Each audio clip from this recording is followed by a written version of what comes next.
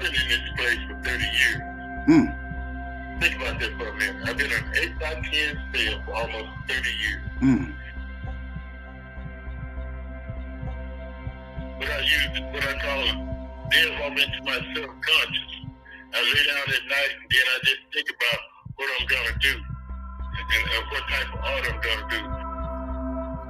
Because art is a valuable tool in solitary confinement. It allows me to have something of a life.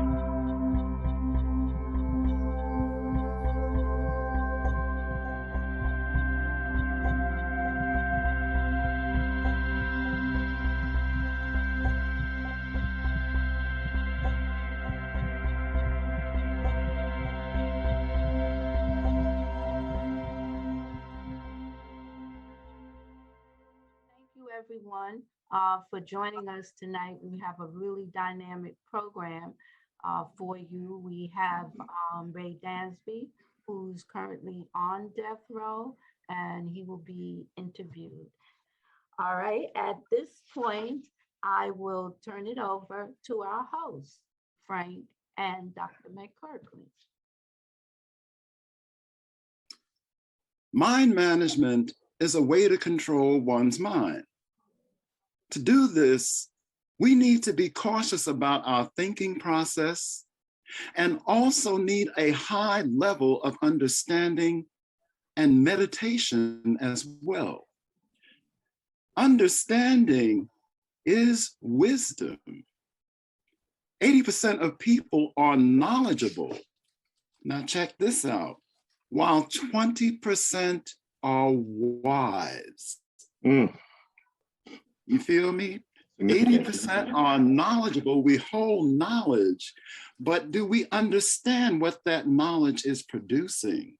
That's and how to apply it and how to apply it. And that's where the wisdom comes. Absolutely, Moriel. Yes, absolutely. So today our guest, artist Ray Dansby, a man that has not only transformed his life using art, but he's also learned the power of mind management as he copes with the extreme challenges of his circumstances. Imagine this, people, being in solitary confinement on death row for 30 years. Let that sink in. Yeah. Yes. All right, let that sink in, because if you know anything about solitary confinement, you are confined to a room, which I do believe is 6 by 9, 6 feet by 9 feet. That is your life.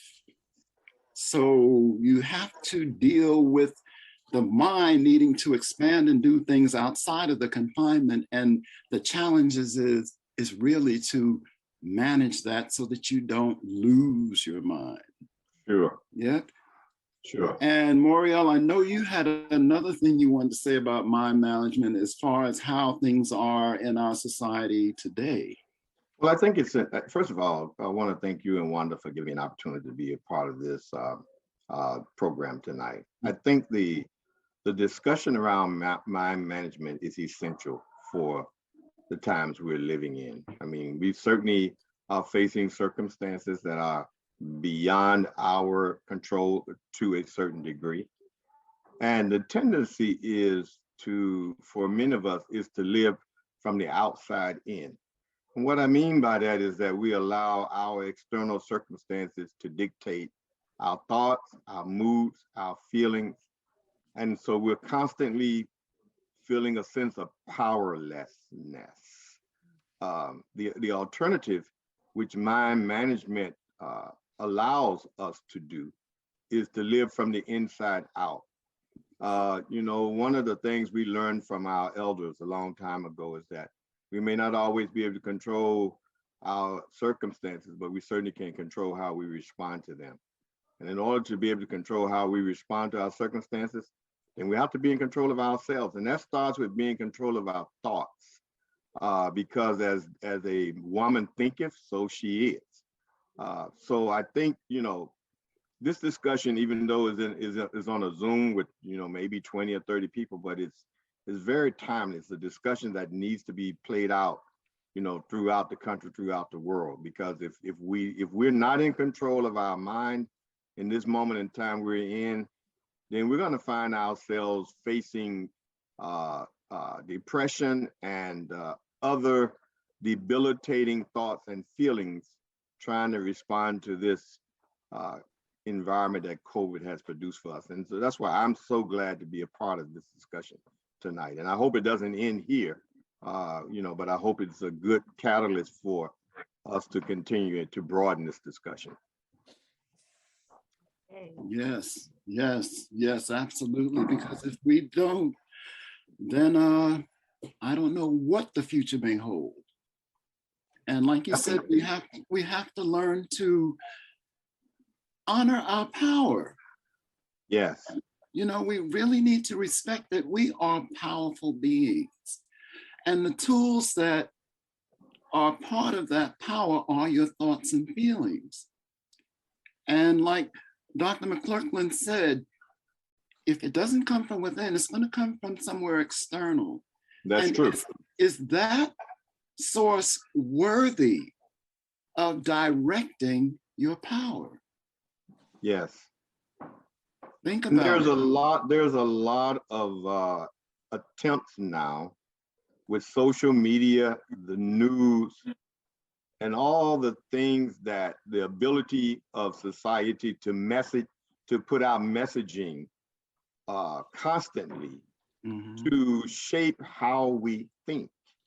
And so it's certainly more important than now with all of the propaganda and the mind manipulation and the fake news and false news, and it's going to be more important for us to decide for ourselves, how do we want to see the world? How do we want to think? How do we want to respond to our lives and the things we have to face every day? I mean, certainly, despite what we face, there's a range of possible choices.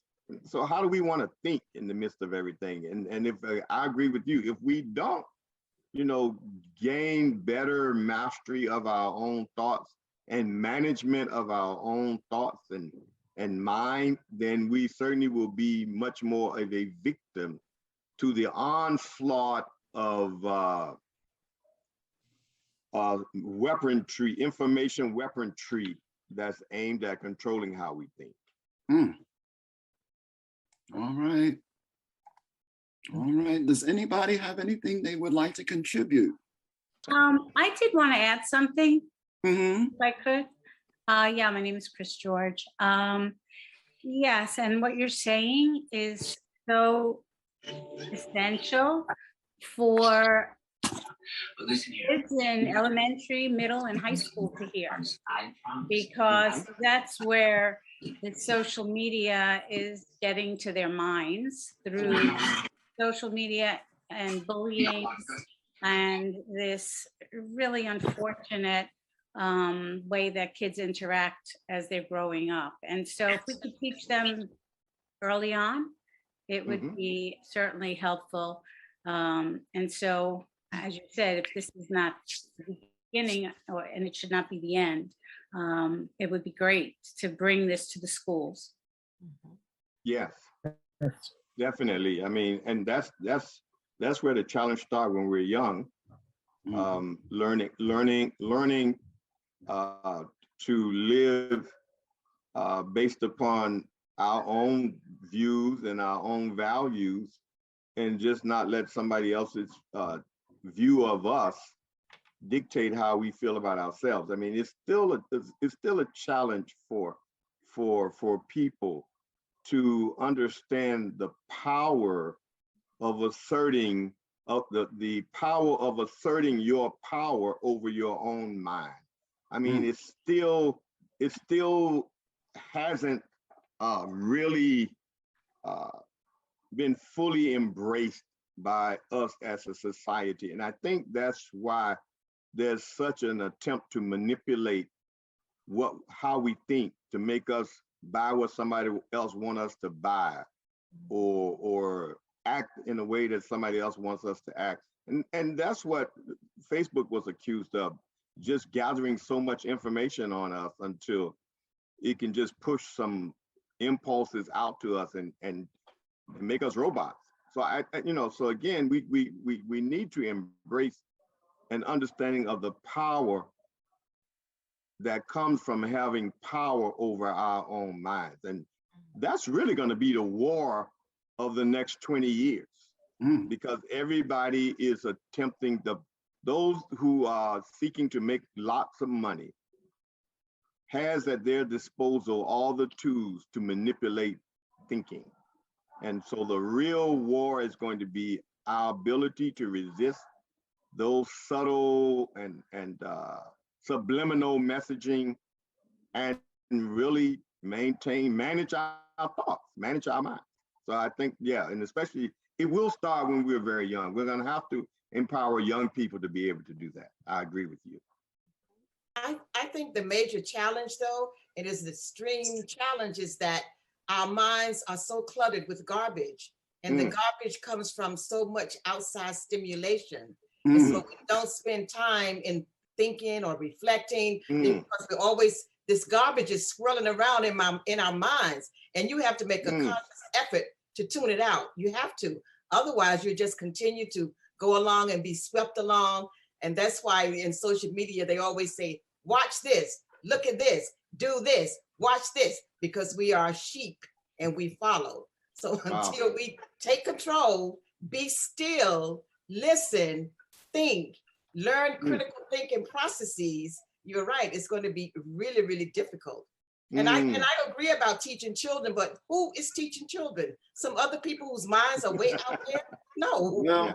It's yeah. Yeah. Thank you, Sophia. We have Ray on the line, and we get ready to start the interview. Thank you all for those that filled in and made comments. And we're going to start with Ray now. Kathy? Yes. To you. Hold on. Okay. Can you tell us a little bit about Ray before we begin the interview?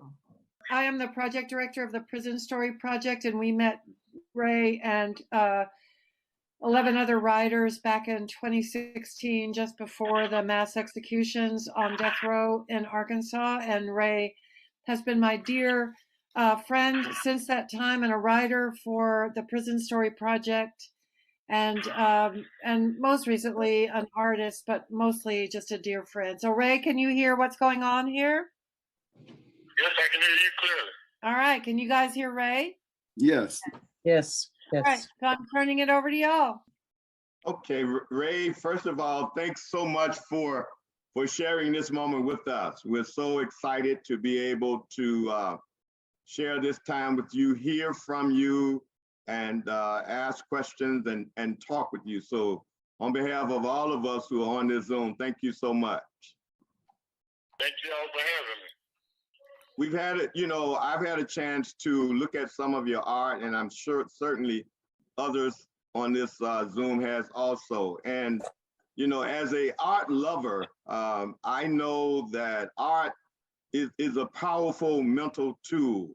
And creating art requires a lot of mental focus.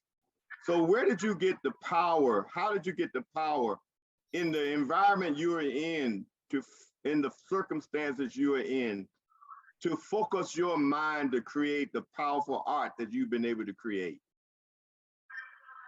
Well, I really started out of necessity, for trying to get me some funds so I can take care of myself. I'm a 62-year-old man, and people have been taking care of me for the better part of 30 years. So I was talking with Kim Greens, and he told me about an art contest he was entering in New York City.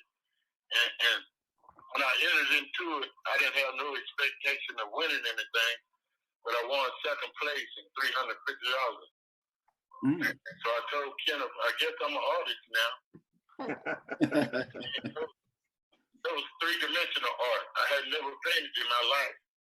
And so he encouraged me to take up painting.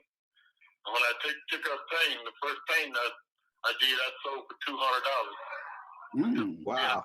You know, I said, well, I guess I'm a painter now. Wow. Yeah, but we got the system down here won't allow us many supplies to work with, so we have limited supplies. And in fact, Kenny, he did his art. He picked up paper wrappers off the floor and made his art out of that. And he told me to make art out of anything. And that's where I got it all started. But it doesn't come easy for me. So it requires a lot of mental focus. So how do you, what's the biggest challenge in terms of your mental focus? And what do you do to overcome that challenge? I know that, you know, trying to create creation, they say all creation starts in the mind. I'm an author, so I write books. So all creation starts in the mind. So, you know, what's the biggest challenge, you know, getting your mind focused or in a state where you can envision what you're trying to create with your art? So first I try to come up with whatever I'm gonna do. That's the first thing I do. That's my most difficult part, is coming up with original ideas. And so I use what I call delve off into my subconscious.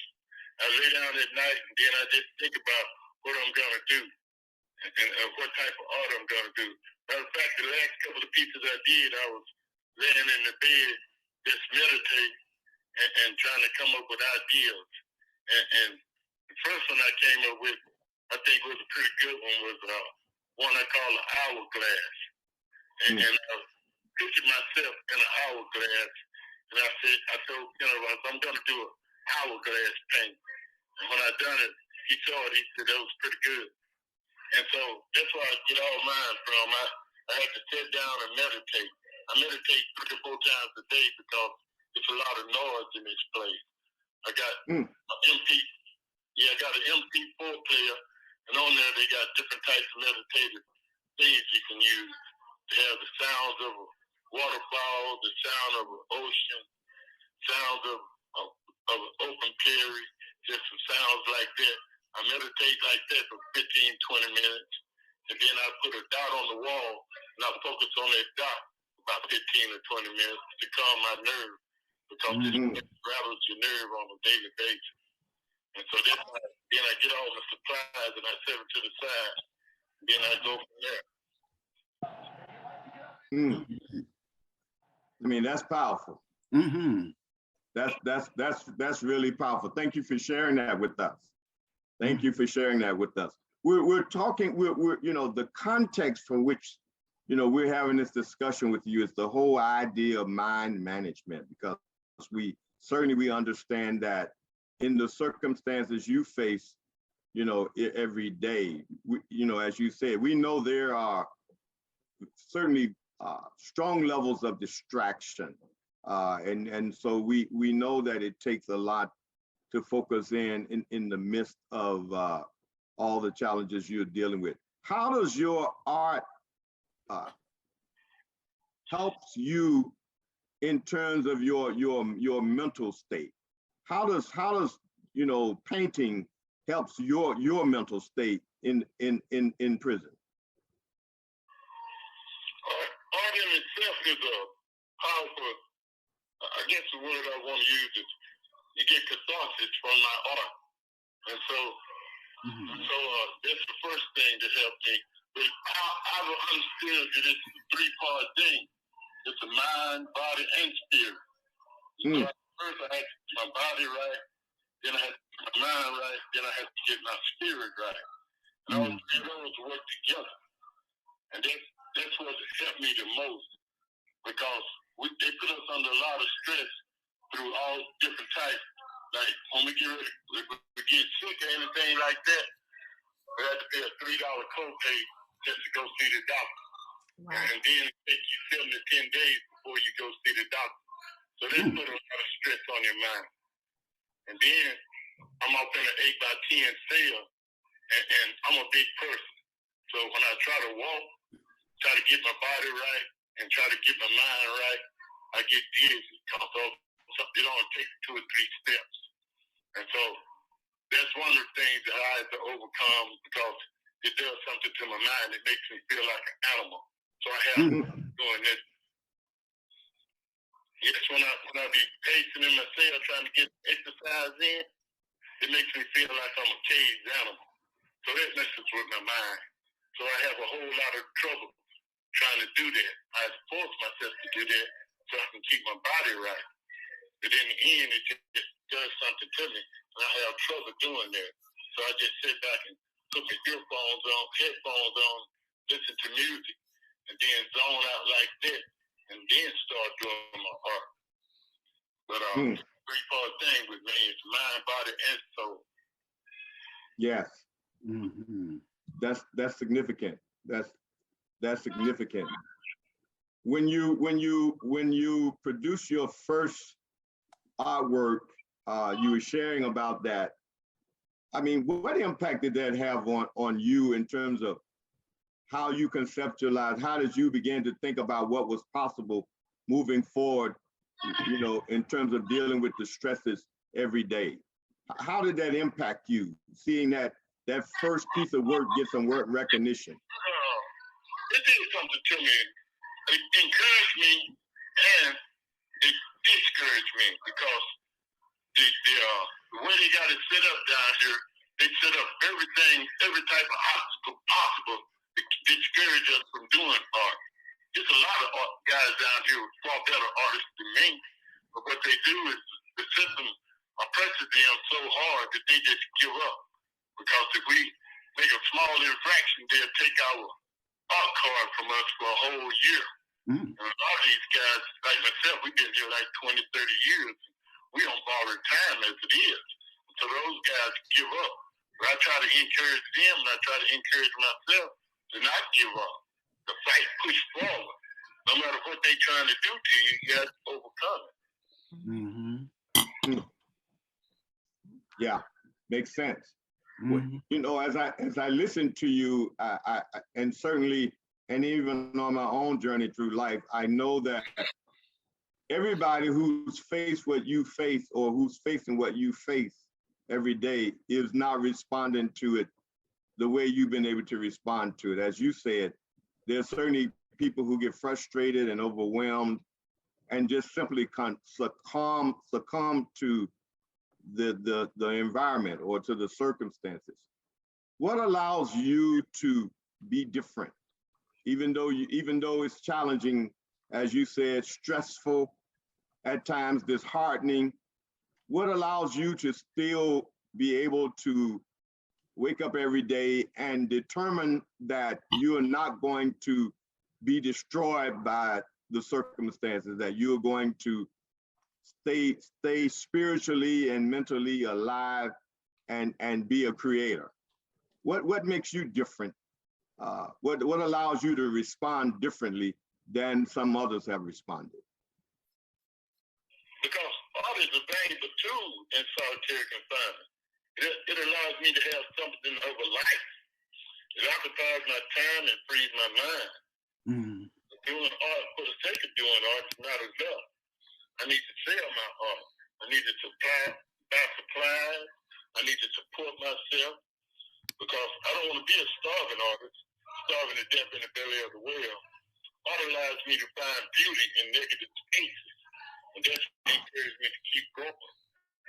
But I really need people to buy my art, and I need to continue to be doing my art so I can get better.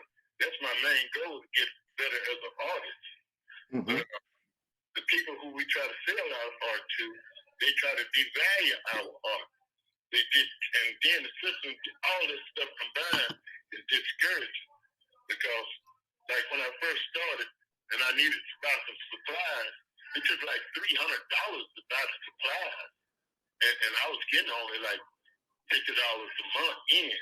And so I told Kenneth, man, I can't buy no supplies. I'm going to buy some supplies for $50 a month. He said, save your money. I said, if I save my money, then I'm going to go hungry every night. And that's when we entered that art contest, and that $350 we got from it, I was able to buy my supplies. And then I told Ken about it. We're off and running now. And then he said, well, you need to do more than art. You need to write. So I started writing. Kathy encouraged me with the writing when she came down because I didn't consider myself a writer just like I didn't consider myself an artist. But Kathy kept coming down, encouraging us to write. And then I wrote something to enter into a contest for Pen America. I don't know if you ever heard of that organization or not. They had a contest on where you can do art, you can do poetry, and you can do writing. And I entered that first contest, but they didn't accept my stuff. And that was discouraging. I told Ken said, no, can't give up. You just got to keep on pushing through. And so I kept writing. And then the first thing I wrote that I thought was just pretty good was my mother died in September the 14th of last year. And my sister, who lives in Atlanta, Georgia, she asked me to write something for the occasion. And I wrote something called Wings for Marie. And I told him about the Kevin, I think you're pretty good. And he read it and he said, yeah, man, that's pretty good. You ought to be able to do something with that. I told him, no, that's personal, man. I said, that's for my mother. If you still need to put it out there and let people see it. And then I started to write, continue to write. And I saw something and I was reading a book. And that's when I come up with the thing about solitary confinement in the prison industrial complex. It took me like 5 or 6 drafts to write that thing, man. And it was difficult, but I think it turned out pretty good. I was so excited. I told Kathy about it. She told me to send it to her. And when I sent it to her, she told me it was pretty good. And I asked her, would she send it to one of the best? And she did. And I was trying to get something done with it. Because I'm trying to further my stuff, take care of myself. Mm-hmm. But art is what supplies me with all the valuable tools that I need to have something of a life in this place. Mm-hmm. I'm able to take care of myself because the food is so bad that they allow us to spend $100 a week. Can you imagine that? They allow you to spend $100 a week because the food is so bad. But most inmates here can't afford $100 a week. It takes me about $150 to $100 a month to get by without me having to beg for food and go hungry. And all this stems where I get all that energy to do this stuff is when I lay down at night and I focus on my subconscious mind. That's where all my ideas come from. My creative processes and everything come from my subconscious mind. When I lay down at night, I dream and think of what I'm going to do. And it seems to come to me. Ray, I have 2 questions that I would like to ask Ray. So I'm going to jump in here. Ray, so good to hear your voice. Haven't heard you in a while since we did the last exhibit. But my question is, art is a tool that communicates, educates, and express ideas, feelings, emotions. With your art, what message are you giving? It's really difficult because, like I say, I'm really not an artist. I get my inspiration from other things, and I just want people to know that just because we are locked in solitary confinement doesn't mean we're less than human. And all of us down here have something to offer to the world, but we are being hindered from offering it to the world. And I want the world to know, I want the world to see my art, and I want to know that we are more than animals. We are more than the sum of our crimes. We are human beings. And so where's some of the places, any art exhibits where your work has been shown? Well, Kathy took some on the road with her, and I have some on an internet thing called Arkansas Arts Coalition. I got some work there, and I got some connected to my name when you Google my name and look up art. But I don't have much art out there. I got a lot of art out there, but it's not on the internet.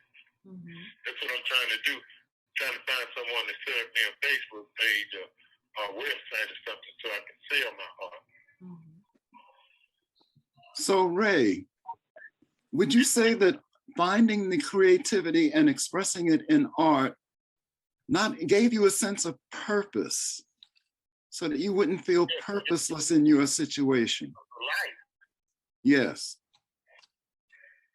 Yes. Yes, because they don't allow us much of anything. And since this COVID done hit, we don't go outside anymore. We don't get visits anymore. We don't do anything anymore. We just lock down 24/7 in this cell. That's the reason they won't allow us to come up out our cells anymore. Wow. So you really got to manage your mind in order to survive that type of situation. Yes, because like I say, it makes you feel like an animal. Yeah. And like I told, I think Frank just that I've been in this place for 30 years. Think about that for a minute. I've been in an 8x10 cell for almost 30 years.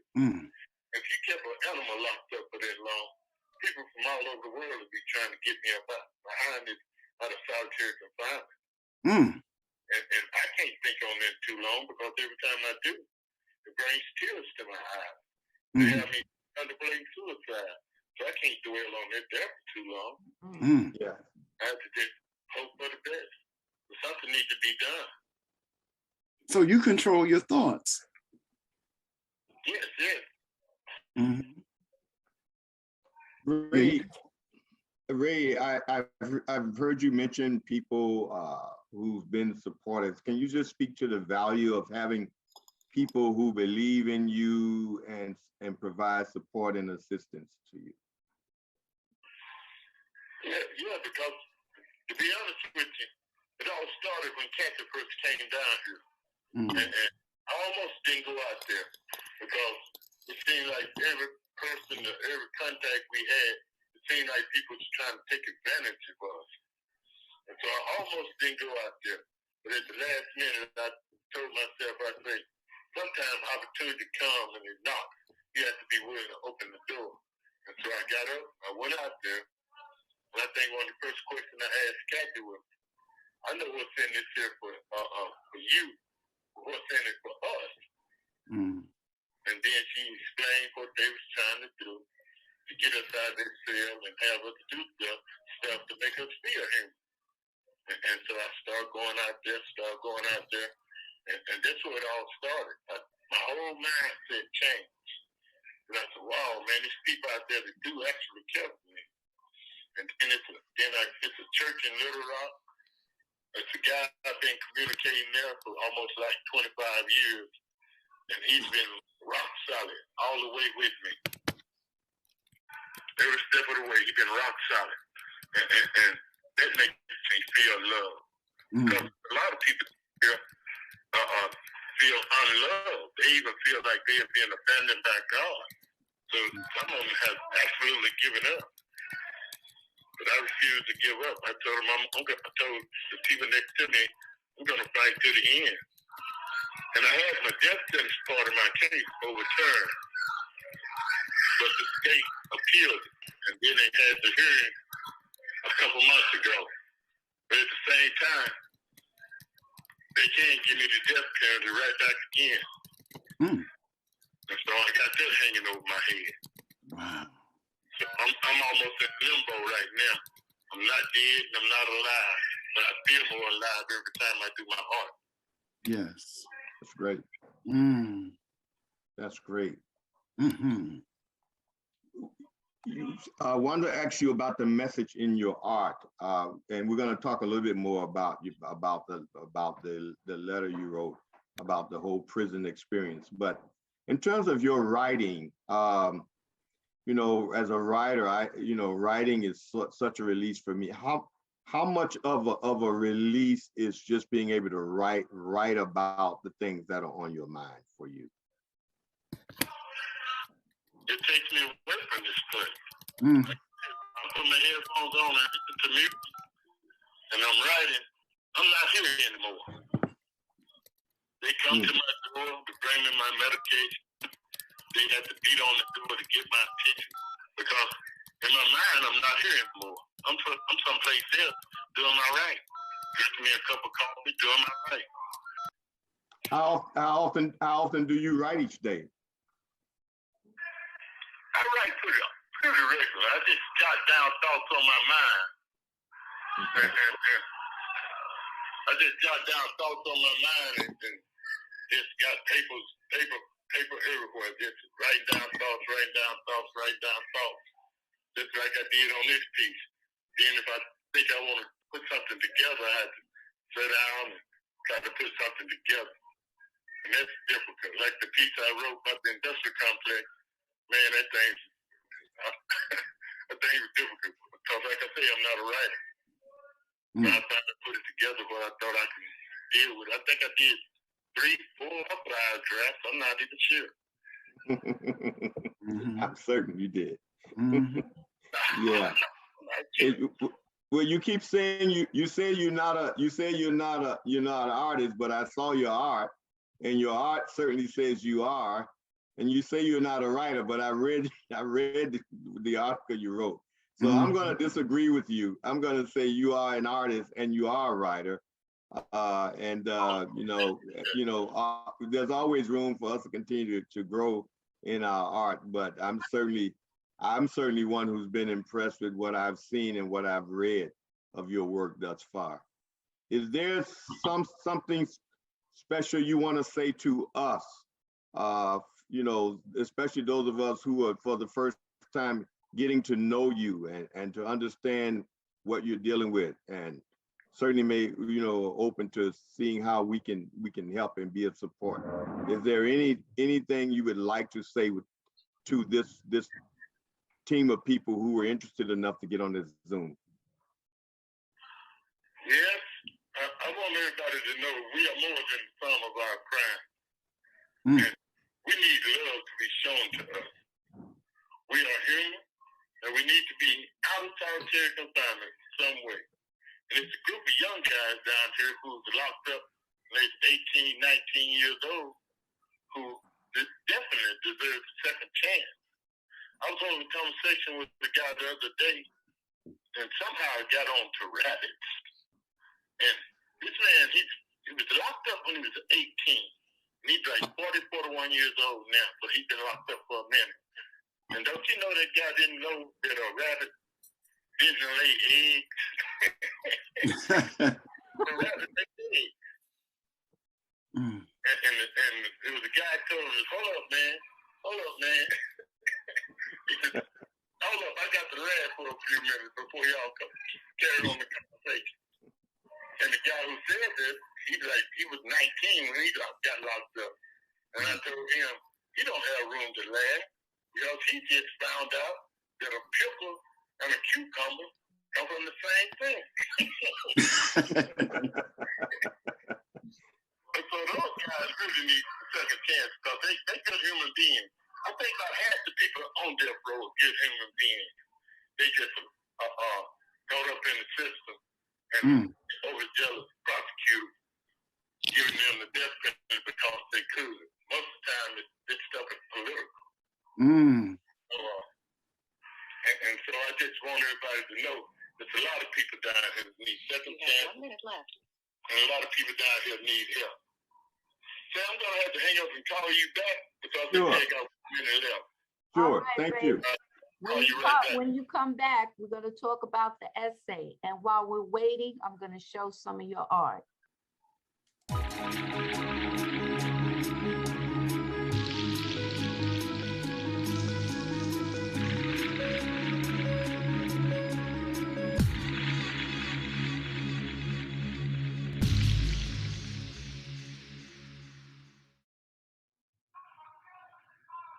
Ray?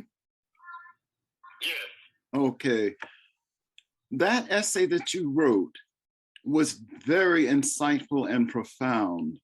And you really shed light on the criminal justice system better than any TV show or whatever could have ever done. What inspired you to write it? It really just started for me jotting down my thoughts. every time I see something that I didn't like, heard something that I didn't like, I just jot down my thoughts. And so I have 1,000 pieces of paper almost, and I had to just made up my mind that I was going to write something on the criminal justice system. Because, to be honest with you, the 13th Amendment is what really gets to me. It seems like they free us, but in reality, they didn't. Because the 13th Amendment, it just does something to me. Because it's saying we're free except for punishment for a crime. And they use that as an excuse to lock us up. Take away our voting rights, take away where we can live, take away our gun rights, take away all our rights just for little or nothing. And then, when you're incarcerated, I see these young black guys out here on the floor mopping every day. They have and it's a racial tone to it because they have the young black guys mopping and they have the white guys on maintenance, doing plumbing, learning a trade, doing electricity, learning a trade. But then all the black guys are just mopping the floors. That's what I say. So I asked myself, why is no black guys on the maintenance? They don't have an answer for me. And all of this stuff that I'm seeing has a racial tone to it, and it always come back to that 13th Amendment. And in my mind, I figured if you can get that phrase taken out of the 13th Amendment saying except for the punishment of a crime, they won't have any reason to lock us up. Because when they lock us up, they would have to pay us. And if they have to pay us, you can bet your bottom dollar they're going to lock up less free people. And so, and my thing is, should no slavery be existed in the United States under any circumstance? That was my main motivation for writing that thing. Let me read what the 13th Amendment says so people understand the context. It says, neither slavery nor involuntary servitude, except as a punishment for crime, whereof the party shall have been duly convicted, shall exist within the United States or any place subject to the jurisdiction. I think most people, Ray, are not aware of that exception in the 13th Amendment. You know, that slavery was allowed in the case of punishment for a crime. And that's where the penal system comes in. And that's what you're referring to when you talk about the 13th Amendment. Yes, there was a whole premise of reason I started writing. And then I try to come up with some type of solution because I don't really like to talk about things unless you put forth a solution. And most of the time it's a solution from two different ends. You have to have a political end and you have to have a social justice end working together to change this whole apparatus. Ray, what are some of your suggestions for change in the system? First of all, I like to say this is sin and incentive. They call it crime and punishment. I like to say sin and incentive. The crimes we be committing, most of them are sins. Like you say, do not steal, do not kill, do not covet your neighbor's stuff. Those are sins. And when you commit them, they're called crimes. And they sentence you to prison, but they call it punishment. And I think if you have a social justice issue of it, like when you're talking to young kids, you teach them about what they're doing, is committing sin. You tell them about the sentence, what their sentence gonna be. And that way you can, if the young kid know he's doing robbery, he's gonna get 30 years beforehand. He only find out he's gonna get 30 years after he's convicted of the crime, been charged and everything. If he knows how much time he's gonna get before he commit that crime, then he's less likely to commit that crime.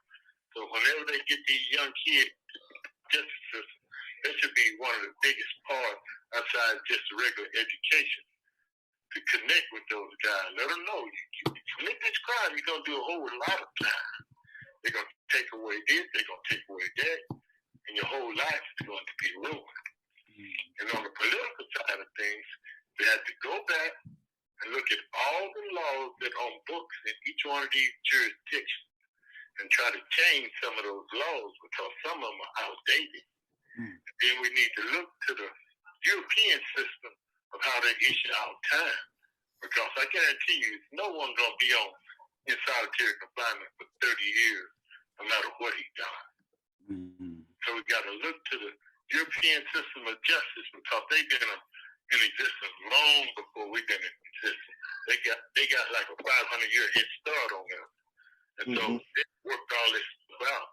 But we won't do any of that stuff because the people in the South are too busy to still fight the Civil War. So they won't allow you to do anything that's going to help keep people out of prison. Because most of them got money tied up into the industrial prison complex. Like what's the guy named, the Vice President Dick Cheney? They got money invested in the prison industrial complex. So they need people to be locked up for them to make money. We need to approach it from a standpoint to go back and check all the laws and get rid of the ones that really doesn't make any sense. Let's start. But there's a lot more people, a lot smarter than I am. They just got to come together to figure out the best solution to it. Ray, I don't know how often you get a chance to talk to some of the younger people who are incarcerated with you. Are you able to, do any mentoring with those who've been in there for a long time, based on the insights you've gained and your ability to manage your mind? Have you been able to, provide some guidance to some of the younger brothers who are there? They have to be in the cell next to me. Okay. I communicate with them any other way. They don't want the officers to pass anything. You can be hungry. They don't want you to pass a ramen noodle from one cell to the next. And they don't want you shouting too loud. But they got a group of people in here that's not on death row. They're in it for segregation punishment. But they be loud 24/7. And so to communicate some real serious stuff, you have to holler it out over the cheer. Then you got a group of people that seem like they just hostile to anything that's trying to be positive in this place. So you really can't holler that stuff out. You have to be next to a person in the cell next to them to talk to them through the vent. And you can communicate almost like a private session then. No, we don't have opportunities for that. When they take us out of our cell to go out there to exercise, they just put us in a larger box by ourselves. Okay. Yeah, we never get a chance to have any type of physical contact with anyone. When they come and take us out of our cells, they handcuff us behind our back. They put leg irons on us, and two officers grab us by each arm and escort us to wherever we're gonna go. Wow. As we wrap up, what can we expect next in terms of your art and in terms of your writing? What can we expect next from you? I think I'm gonna do some landscapes. I saw a group of landscapes in a magazine. It's about 25 of them. I'm gonna try to do them sometime at the end of the month. I'm still recuperating from my mother's death. That threw me lost. Because like I said, she was sending me $50 a month. I'm no longer getting that. Are there any questions for Ray from the audience? Can I ask a question? Yeah, go ahead.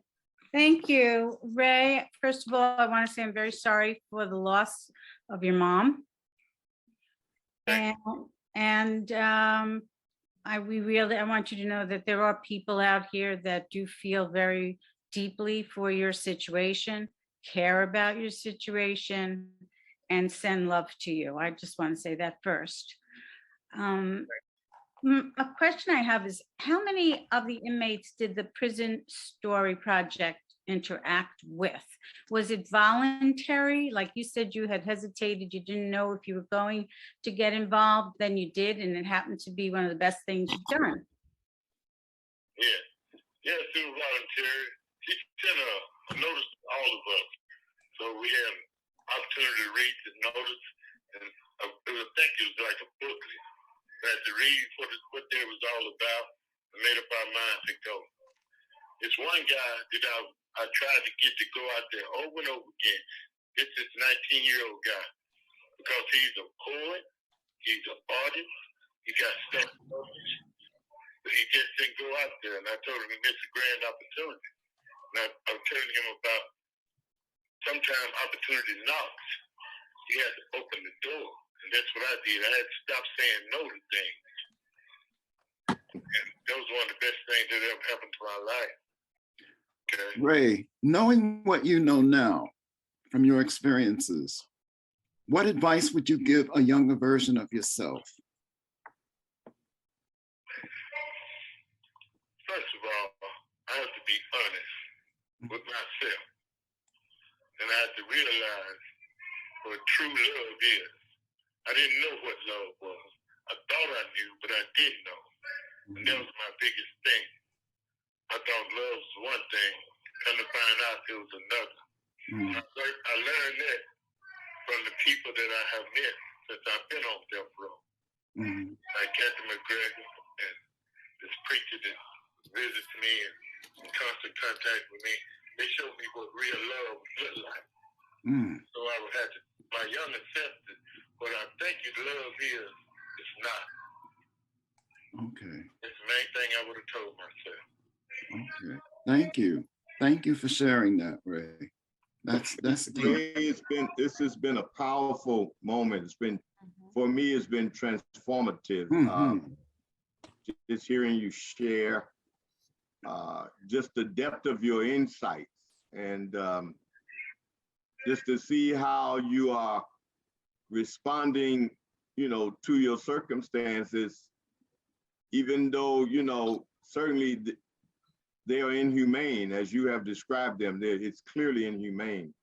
But to see you still doing what you can do to not succumb to it and go into suicide or whatever succumbing looks like for us, I think it's the most, is so deeply powerful and transformative and impressive. And I really appreciate it, you sharing that with us. We can, a lot of times we take little things for granted. And, to hear someone who's going through what you're going through and still determined to get up every day, to take time to meditate, to take whatever space is given to you to create, to write, to paint, is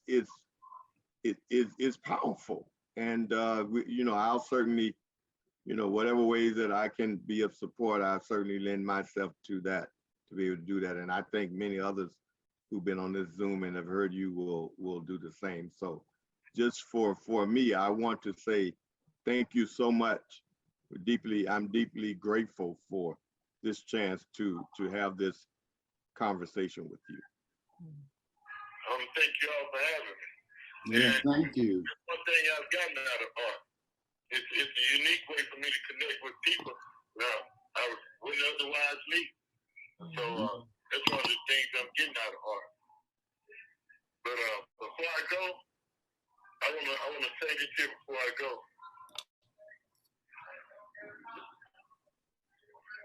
You can contact me through email at raydansby925@gmail.com, or you can write me snail mail at Ray Dansby, SK925, PO Box 400, Grady, Arkansas 71730. If you'd like to make a donation, you can do it through Kathy McGregor and Prison Story Project. And if you want to purchase some art, you can do it through Kathy McGregor. And we'll just let her know what type of art you want, and we'll work it out. Thank you. We pray the best, that we pray for your strength. We pray for your continued endurance. We pray for your mental focus to continue. And we pray that God will continue to send you love. Thank you for that. Ray, we will be in touch with you because we're doing our social justice art exhibit. And so I will be reaching out to you and Kathy to get some of your artwork in it. It will be virtual because of, you know, the COVID thing. It really shut us down from going into the galleries and doing our art shows. But it's just as amazing to do them virtual to show the good artwork that comes out of the prisons, as well as with up and coming and local artists. So we will be back in touch with you to let you know when that'll happen. All right, then. I want to thank you all for having me on. I hope I didn't disappoint. Not at all. Not at all. You are a model of mind management, Ray. Yes, absolutely. You are a model of mind management. I learned so much listening to you, bro. And you changed my life. Yeah. You changed my life. Thank you. So let's I know he can't see us, but Kathy can see us. Let's show him some love. Kathy, let him know we're showing him some love. I sure will. Thank you so much. It was unbelievable to, you know, have someone under those circumstances to continue to create art, and that is definitely mind management. Thank you, Ray. All right. Thanks, Uncle Ray. Love you. Bye. Thank you.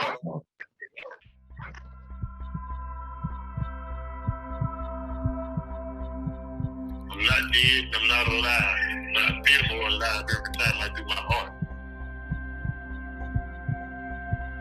Art is a valuable tool in solitary confinement. It allows me to have something of a life. One thing I've gotten out of art, it's a unique